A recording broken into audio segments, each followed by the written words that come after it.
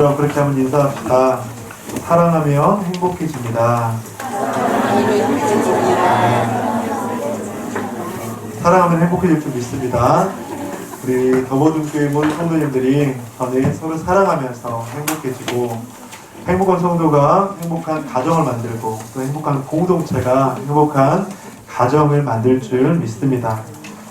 2차 세계대전 중에 독일군이 영국 본토를 폭격을 했어요. 근데 이제 그러다가 런던 시가지가 폭격을 당해서 불바다가 됐다고 합니다. 이때 영국에 있던 독일군, 그러니까 독일군 포로 수용소가 있었던 것이죠. 그런데 독일군이 영국군 본토를 이제 폭격을 했는데, 영국군에 있는 독일군 포로 수용소에서 수많은 사람이 그렇게 죽었다고 하는 것이죠. 이것을 본 그때 영국의 수상이 처칠이었다고 합니다. 근데 처칠이 그 상황을 보면서 독일군이 그렇게 잡혀있는 포로 수용소를 안전한 곳으로 옮겨가야 합니다, 그렇게 수많은 주장을 했다고 해요. 근데 국회의원들은 처음에 완강히 거부했다고 해요. 왜 거부했겠습니까? 그들은 포로 수용소고 독일군이 만약에 공격을 한다 하더라도 자국민이 죽는 거잖아요. 그래서 그냥 그들이 그렇게 폭격을 하는 대로 그냥 내어 버려둡시다, 그렇게 하면서 거절했다고 합니다. 그런데 끈질긴 설득 끝에 그 안건이 통과가 되었다고 해요. 그런데 이 상황을 처칠이 나중에 회고록에 그렇게 기록을 했습니다. 그 순간 하나님 감사합니다, 하나님을 찬양합니다, 이렇게 처칠의 회고록에 그렇게 기록이 되었다고 합니다.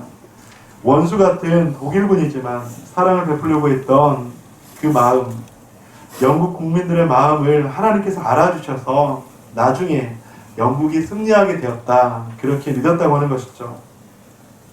후에 처칠의 회고록이 노벨 문학상을 받았는데 이 대목이 결정적인 역할을 했다고 합니다. 원수라고 할지라도 그들의 영혼과 생명을 사랑했던 그의 모습, 그의 고백이 나중에 처칠이 노벨 문학상을 받는 가장 큰 그렇게 원동력이 되었다고 해요.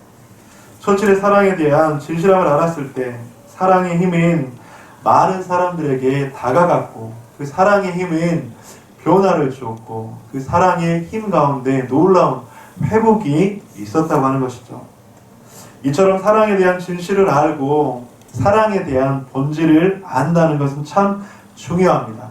여러분, 왜냐하면 누군가가 나를 사랑한다고 하지만 그 사랑이 만약에 느껴지지 않아요.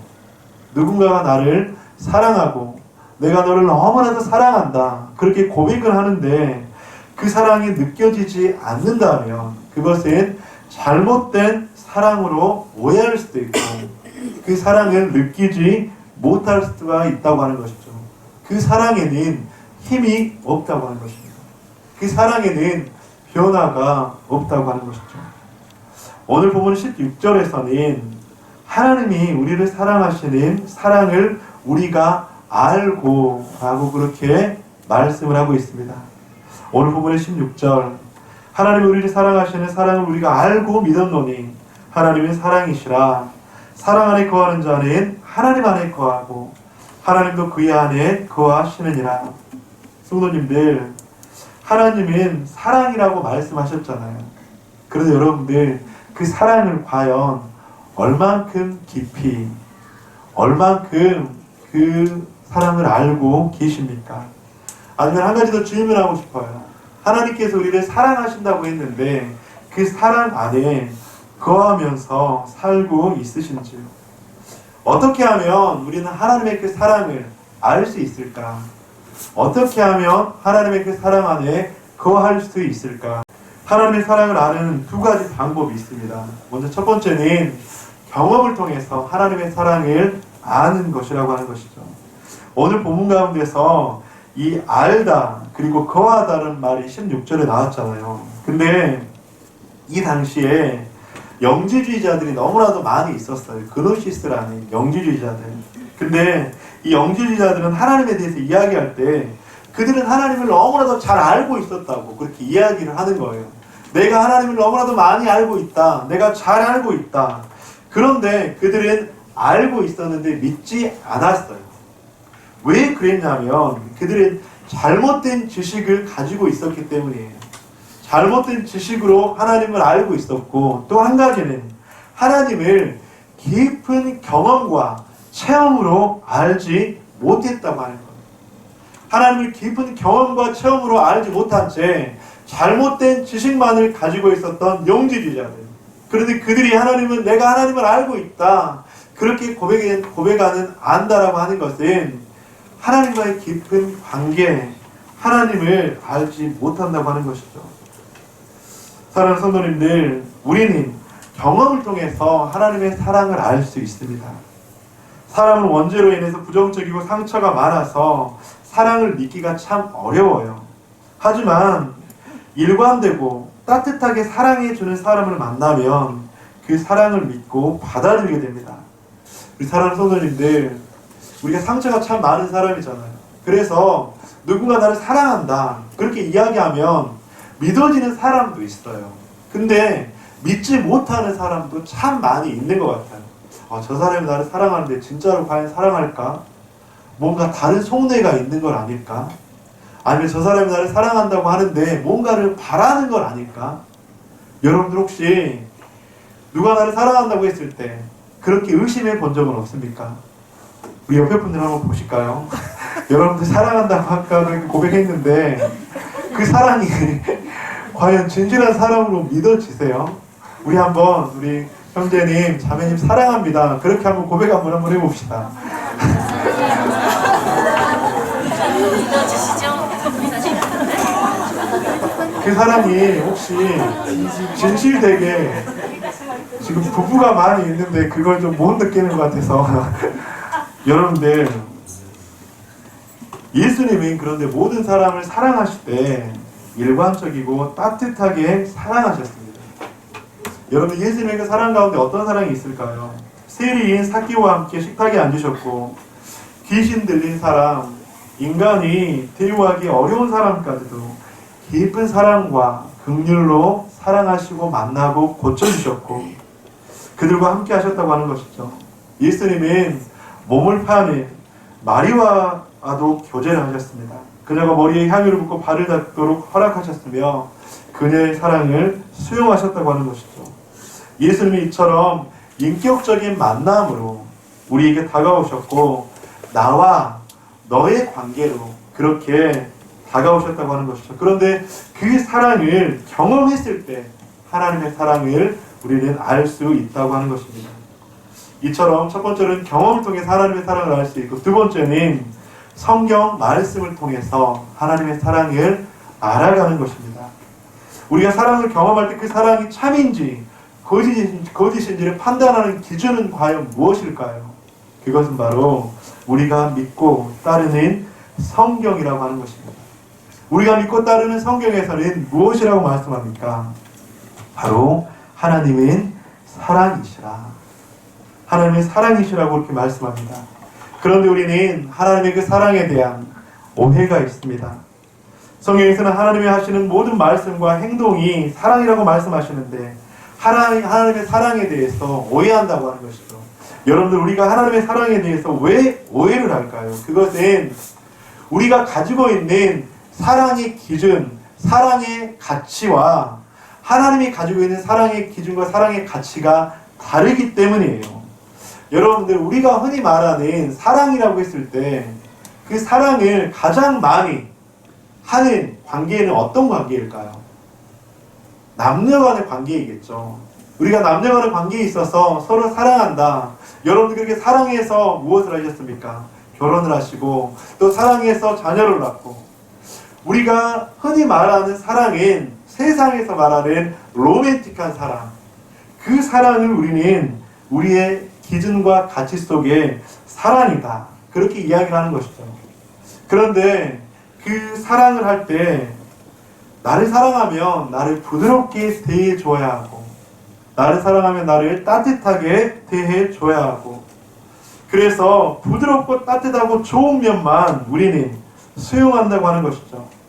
그래서 그 세상적인 사랑이 하나님과의 사랑 속에서도 나도 모르게 스며들고 가치로 자리 잡았다고 하는 것이죠.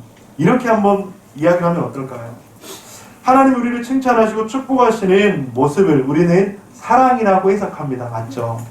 그런데 하나님이 우리의 잘못된 모습을 수정하려고 책망하면 그것을 우리가 사랑으로 받아들일 때가 많이 있을까요? 없을까요? 사랑으로 받아들이지 못할 때가 더 많다고 하는 것입니다. 하나님이 내 삶에 함께 하시는 모든 모습이 다 사랑인데 우리는 우리의 보고 싶은 것만, 우리의 취향에 맞는 모습만 사랑으로 접수한다고 하는 것이죠. 그러면서 살아가면서 조금 힘들어지고 이건 그렇게 힘들어지면 이건 사랑이 아닌 것 같아. 그렇게 해석하면서 거부한다고 하는 것입니다. 그래서 때로는 우리의 삶 속에서 고난이 찾아오잖아요. 질병이 찾아오잖아요. 또 책망과 징계가 있기도 하잖아요. 그런 것들을 받았을 때 우리는 나도 모르게 이건 사랑이 아닌 것 같아. 하나님께서 나를 사랑하시지 않는 것 같아. 그렇게 이야기한다고 하는 것이죠. 그래서 그렇게 하나님의 사랑을 거부한다고 하는 것입니다. 그런데 사랑하는 성도님들, 이것은 인간의 본성이자 인간의 가장 연약한 모습이라고 하는 것이죠. 이렇게 우리는 하나님의 사랑을 오해하면서 참된 사랑에 대해서 잘못된 마음, 잘못된 생각이 있다고 하는 것입니다. 책에서 본 예화인데 늘 웃는 어느 목사님이 있었다고 이야기합니다. 그런데 늘 웃는 목사님, 보기만 해도 사람들이 사랑이 느껴졌다고 해요. 그런데 처음부터 웃으면서 사랑이 많은 목사님이 아니셨다고 합니다. 고등학교 때 교회 생활을 너무나도 열심히 하셨는데 그런데 너무나도 열심히 한 나머지 삶은 너무나도 율법적이고 자기 기준에 맞지 않으면 너무나도 많은 사람을 정죄했다고 해요. 그래서 얼만큼 그랬냐면 성경에 음욕을 품는 자마다, 음욕을 품고 여자를 그렇게 보는 자마다 이미 간음하였다, 그 말씀을 읽고 이제 예쁜 여자에게 눈길이 가는 그 모습만 보아도 이제 대성 통곡하면서 날마다 정죄감에 사로잡혀서 그렇게 회개하면서 기도를 했다고 해요. 그리고 또 교회 어른들의 연약함을 모습을 보면서 늘 무시하면서 존경하지 않았다고 합니다. 저 집사님은 어떻게 집사님들 술을 마시고 담배를 피우지? 아니 저기 장로님은 새벽 기도도 왜 나오지 않지? 아니 저 성도는 왜 이렇게 봉사에 열심히 없지? 이렇게 늘 흠을 잡아가면서 마음으로 정죄하고, 그런데 또 그렇게 했다고 해요. 아니 우리 목사님이 그런 사람들을 교회에 중직으로 생기고 봉사자로 세운 것을 보니까 우리 목사님도 진짜로 영적 분별력이 없는 것 같다, 사꾼 목자다, 그렇게 정죄를 했다고 하는 거예요. 한 번은 교회 다니던 친구가 생활에 어려움을 당하고 그리고 또 여자친구와 그렇게 실연을 당해서 자살을 시도했대요. 그런데 그 친구를 찾아가서 그렇게 얘기했다고 합니다. 야, 네가 진짜로 예수 믿는 사람이냐? 어떻게 예수 믿는 사람이 자신의 목숨을 끊으려고 하느냐? 그렇게 정죄하고 책망했다고 하는 것이죠. 이렇게 늘 율법에 사로잡히고 늘 자신만만하던 그가 시험에 빠졌다고 해요. 왜냐하면 이제 신학교에 입학을 해서 등록금을 내야 되는데 부모님이 등록금을 내주지 않아서 이제 입학을 하지 못했다고 하는 것이죠. 그래서 그때 크게 낙심을 해서 하나님을 원망하면서 하나님을 부인하는 상황에까지 이르게 되고, 하나님은 나를 돕지 않으신 분이셔, 하나님은 진짜로 살아계신 분이 아니셔, 그렇게 하면서 그 시험에 무너져서 하나님을 떠나고 교회를 떠나고 비전과 소명도 다 떠났다고 하는 것입니다. 그런데 몇 년의 방황 끝에 그가 다시 예수님께로 돌아와서 자신의 교만을 회개했다고 합니다. 율법적인 기준으로 자신이 얼마나 많은 사람들을 실족시켰는가, 그리고 얼마나 자기 자신이 잘못된 신앙관을 가지고 있었는가, 그렇게 하면서 회개했다고 합니다. 그러면서 하나님의 사랑과 용서로 다시 신학교에 가게 되고 목사가 되었다고 하는 거예요. 그는 자신의 많은 실패가 그를 자신을 사랑의 목사로 만들었다고 그 책에서는 그 목사님이 그렇게 간증을 하더라고요. 사랑하는 성도님들, 저는 그 실패 그 자체보다 그 실패를 통해서 주는 교훈, 실패를 통해서 하나님의 사람으로 그렇게 성숙하게 된 것을 우리는 기억해야 된다고 하는 것입니다.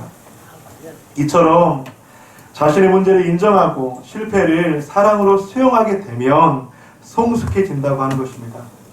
하지만 대다수의 사람들은 어린아이 같은 마음으로 우리에게 따뜻하고 인자하고 늘 선물만 주시는 산타클로스와 같은 그런 하나님을 믿고 싶어 한다고 하는 것이죠. 그래서 사랑을 많이 주면, 칭찬해주면, 아, 저분이 나를 사랑하는 사람이다. 하나님이 나를 사랑하는 사람이다. 근데 때로는 책망이 있고 신기가 있으면 저 사람은 나를 사랑하지 않는 사람이다. 그렇게 우리는 잘못된, 오해된 사랑을 가지고 살아갈 때가 참 많다고 하는 것입니다. 사랑하는 성도님들, 사람은 어마어마한 뇌의 능력, 뇌가 너무나도 많은 능력을 가지고 있는데 그 가운데 2%, 3%만 죽을 때까지 활용을 한다고 이렇게 이야기를 하죠. 그런데 우리 사람들은 하나님의 그 무한하신 사랑 가운데 2%, 3%만을 내가 알고 있는 그 사랑만을 하나님의 사랑으로 인식하고 인지한 채 하나님의 놀라운 사랑을, 풍성함을 누리지 못할 때가 참 많다고 하는 것입니다. 사랑하는 성도님들, 사랑 그 자체이신 하나님을 우리는 모를 때가 참 많다고 하는 것이죠. 왜냐하면 하나님의 그 사랑은 우리의 모든 삶에서 나타나기 때문입니다. 그래서 오늘 본문 가운데서는 무엇이라고 말씀합니까? 하나님은 사랑이시라. 이 말씀은 하나님에 대한 위대한 정의입니다. 온 우주가 온통 하나님의 사랑을 노래하고 있고 우리의 모든 순간순간 하나님의 그 사랑은 우리와 늘 함께 하시고 우리를 지배하고 있다고 하는 것이죠. 사랑하는 성도님들, 성공할 때도 하나님의 사랑은 우리와 함께 하셨고요. 실패할 때도 하나님의 사랑은 우리와 함께 하셨고요. 우리가 잘 될 때에도 하나님의 사랑은 우리와 함께 하셨고, 우리가 고난받을 때에도 우리와 함께 하셨고, 우리가 실수할 때에, 우리가 죄를 지을 때에도 하나님의 사랑은 우리와 함께 하셨는 줄 믿습니다. 하나님의 사랑은 어제나 오늘이나 내일이나 영원토록 동일하고 변하지 않아서 나의 온통 삶을 뒤덮는 분이 바로 하나님의 사랑이라고 하는 것이죠.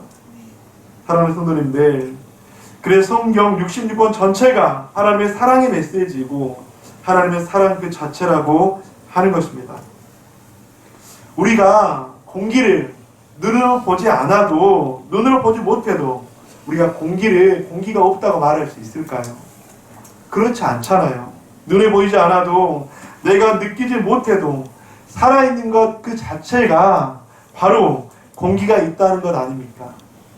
그런 것처럼 내가 느끼든 느끼지 못하든지 간에 하나님의 사랑은 어제나 오늘이나 영원토록 우리와 늘 함께 하신다고 하는 것이죠. 그래서 저는 많은 사람들이 이렇게 이야기해요. 하나님의 성품 가운데 하나는 사랑이시다. 그렇게 이야기하잖아요. 하나님의 수많은 족성 가운데 하나가 사랑이시다. 근데 저는 그것이 틀린 말은 아니지만 더 정확한 표현인 하나님 자체가 사랑이신 줄로 믿습니다. 왜냐하면 본문 가운데서 하나님은 사랑이시다. 그렇게 말씀을 하시잖아요.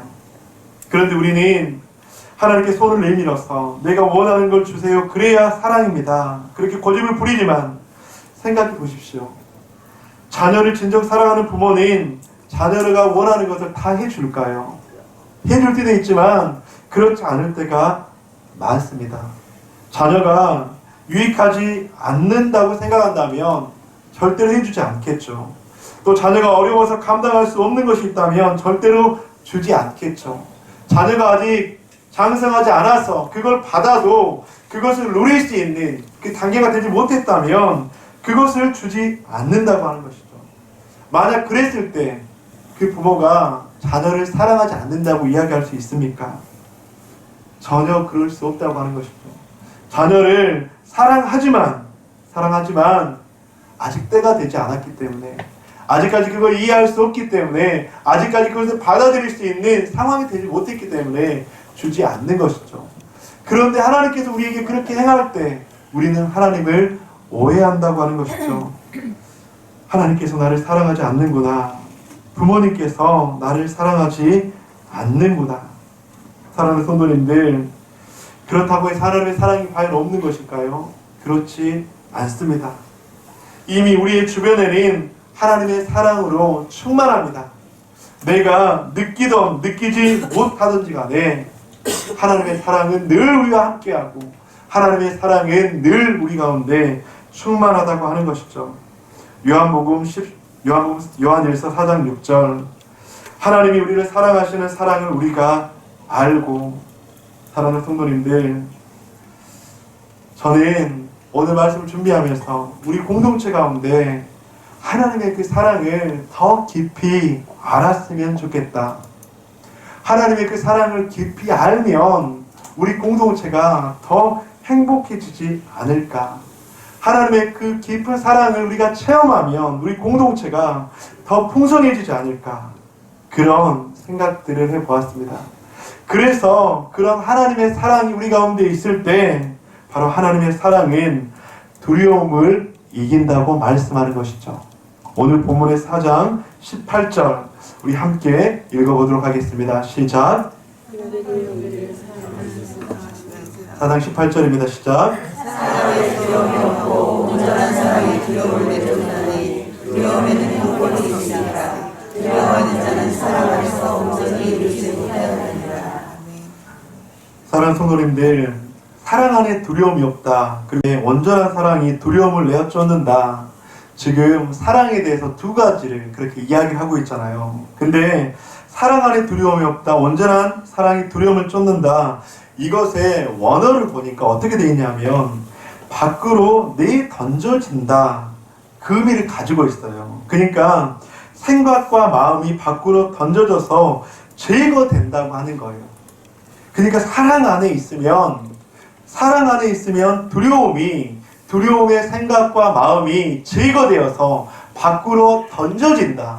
그것을 의미하고 있다고 하는 거예요. 사랑이 우리 가운데 충만하면 두려움이 공존할 수 없고 두려움의 자리가 우리의 가운데 있을 수 없다고 하는 것입니다. 하나님께서 나의 미래를 책임지신다는 확신과 믿음 때문에 미래에 대한 불안과 염려가 사라진다고 하는 것이죠. 세상 만사가 아무리 바뀌어도 환경에 영향을 받지 않는다고 하는 것이죠. 왜냐하면 나는 전능하신 하나님의 그 사랑 안에 살기 때문에 두려움이 없다고 하는 것입니다. 사랑하는 성도님들, 초대교회에서 수많은 순교자들이 있었잖아요.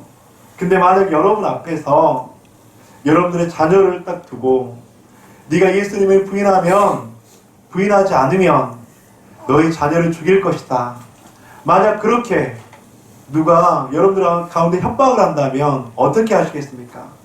그런데 초대교회 가운데 수많은 순교자들 가운데 자녀를 죽인다 할지라도 가족을 죽인다 할지라도 그들은 그 죽음 앞에서 두려움을 이길 수 있었다고 하는 것입니다.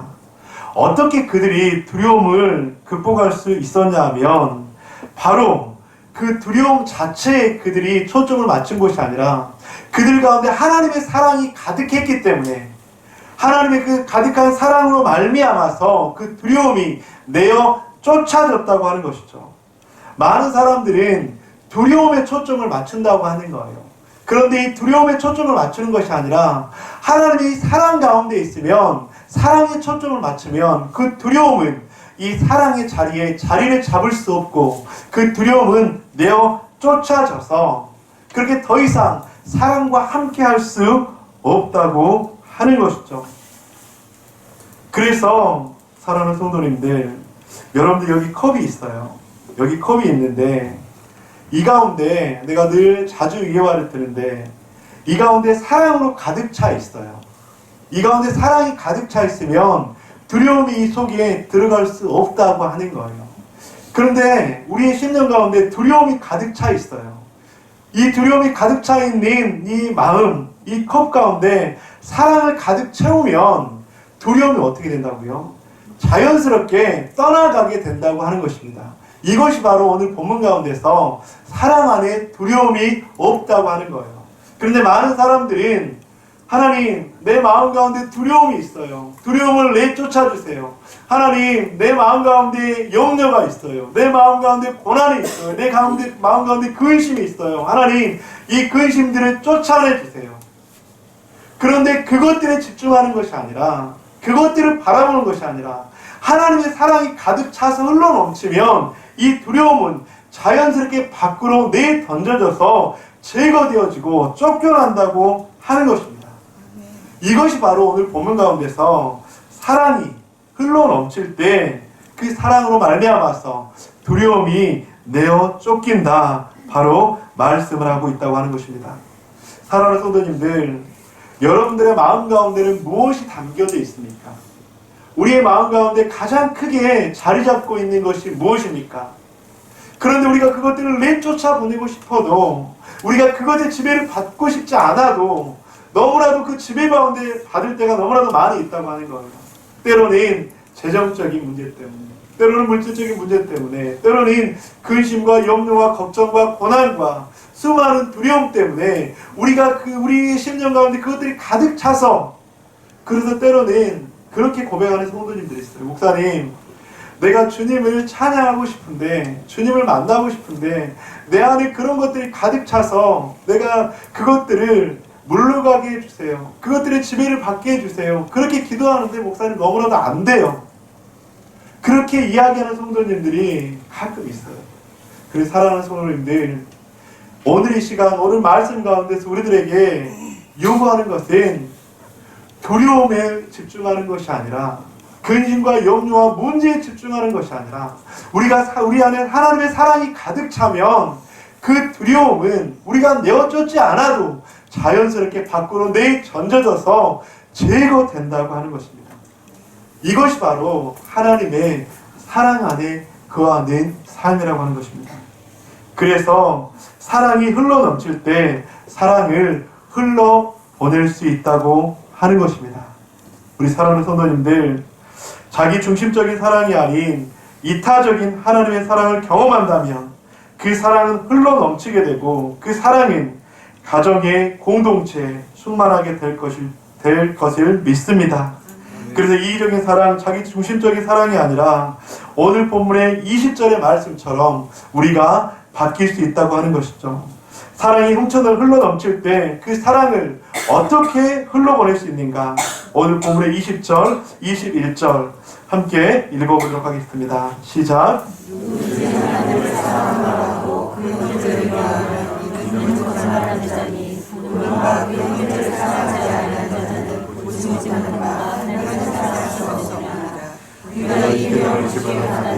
하나님을 사랑하는 또한 그 영혼을 사랑할지니라. 아멘.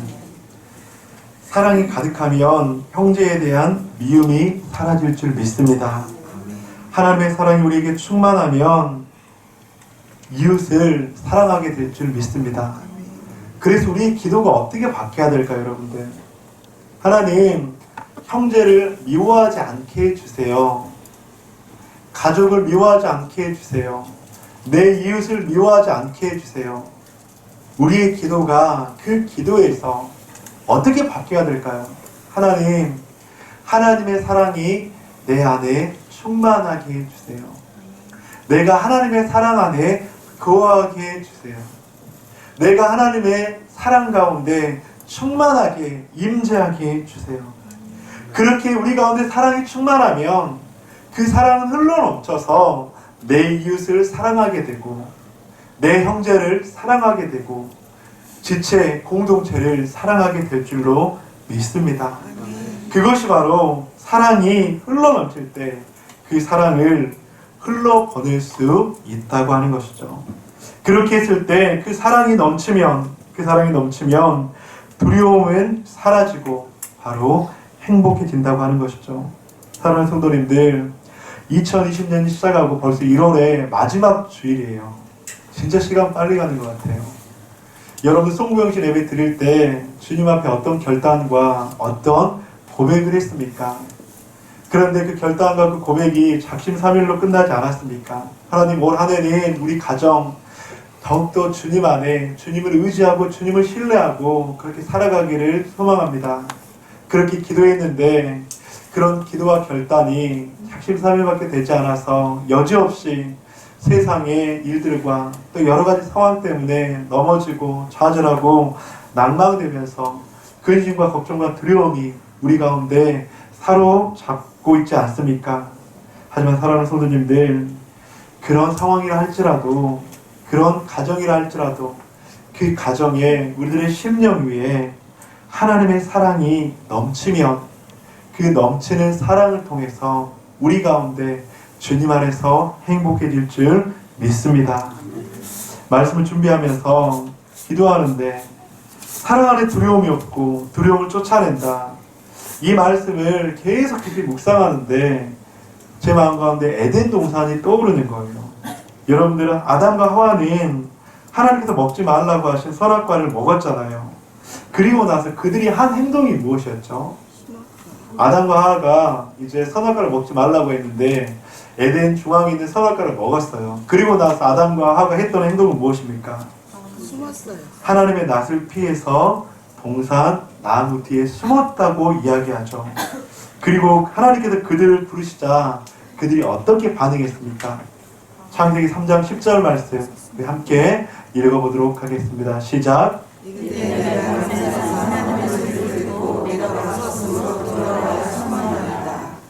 하나님이 두려워서 숨었다고 하는 거예요. 이때 아담과 하와에게 가장 큰 문제는 무엇이었을까요?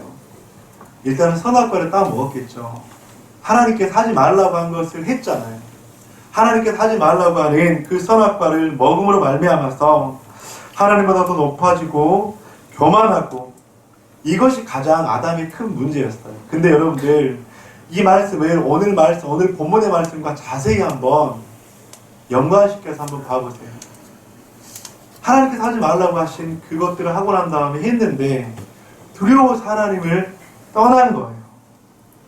무엇을 말하냐면 바로 가장 큰 아담과 하와의 문제는 무엇이었냐면 하나님과의 관계가 깨어졌다고 하는 거예요. 하나님과의 사랑의 관계가 깨어졌다고 하는 거예요. 선악과를 따먹기 이전에는 아담과 하와는 하나님과 사랑의 관계였어요. 사랑이 흘러넘치는 관계였어요. 근데 그가 죄를 짓자 그 사랑의 관계가 깨어져서 그 사랑이 충만한 그곳 가운데 죄가 침투해서 그 모든 사랑을 내어 쫓았다고 하는 거예요. 하나님의 사랑이 두려움을 내어 쫓아야 하는데 인간의 두려움이 하나님의 사랑을 내어 쫓았다고 하는 것입니다. 이것이 바로 아담의 가장 큰 문제였다고 하는 것입니다. 무엇을 말하는 것입니까? 사랑하는 성도님들, 우리가 과연 무엇에 집중해야 하는가? 무엇을 바라봐야 하는가? 우리가 바라봐야 될 것은 바로 두려움이 아니라, 죄가 아니라 하나님의 그 사랑이라고 하는 것입니다. 사랑하는 성도님들, 오늘 말씀을 기억하면서 우리는 우리의 시선이 어두움에 집중하는 것이 아니라 하나님께 집중하시기를 주님의 이름으로 간절히 축원드립니다. 우리가 바라봐야 할 대상이 두려움이 아니라 하나님의 그 사랑 가운데 충만히 있으면 그 두려움은 자연스럽게 스스로 내쫓겨져서 밖으로 제거되고 버려진다는 것. 두려움뿐만 아니라 우리의 근심과 우리의 욕심과 우리의 죄악, 이 모든 것들이 하나님 사랑 가운데 우리가 충만히 있으면 자연스럽게 내던져서 밖으로 버려진다는 것. 우리가 이 말씀을 붙잡고 이번 한 주 그리고 남은 설 명절 가운데 하나님의 사랑이 우리 가운데 충만할 수 있도록, 우리가 하나님의 그 깊은 사랑을 알고 우리가 하나님의 그 깊은 사랑 안에 거할 수 있는 저와 여러분이 되시기를 주님의 이름으로 간절히 축원드립니다. 말씀을 마무리하도록 하겠습니다. 하나님의 사랑은 우리의 모든 삶 속에서 나타납니다. 그래서 하나님의 그 사랑은 모든 두려움을 이깁니다. 또한 하나님의 그 사랑이 넘칠 때 그 사랑을 흘려보낼 수 있고, 하나님의 그 사랑이 넘치면 두려움은 사라지고 행복해진다고 하는 것이죠. 그렇다면 하나님의 사랑을 아는 두 가지 방법, 경험을 통해서 하나님의 사랑을 알 수 있도록 우리는 날마다 하나님을 만나는 자리, 경험하는 자리, 이번 한 주 하나님을 만나는 자리, 하나님을 경험하는 그 자리에 저와 여러분이 있기를 간절히 축원드립니다. 또한 성경 말씀을 통해서 하나님을 알아갈 수 있다고 하는 것처럼 이번에 온다세 새벽기도 기간 동안 하나님 특별히 잠언 말씀을 더욱더 사모하게 하시고 잠언에서 지혜를 찾고 잠언에서 하나님의 사랑을 찾고 잠언 그 말씀 가운데서 하나님의 놀라운 은혜를 찾고 경험하는, 즉 하나님의 그 말씀을 통해서 하나님의 사랑을 경험하고 알아가는 저와 여러분이 되시기를 주님의 이름으로 간절히 축원드립니다.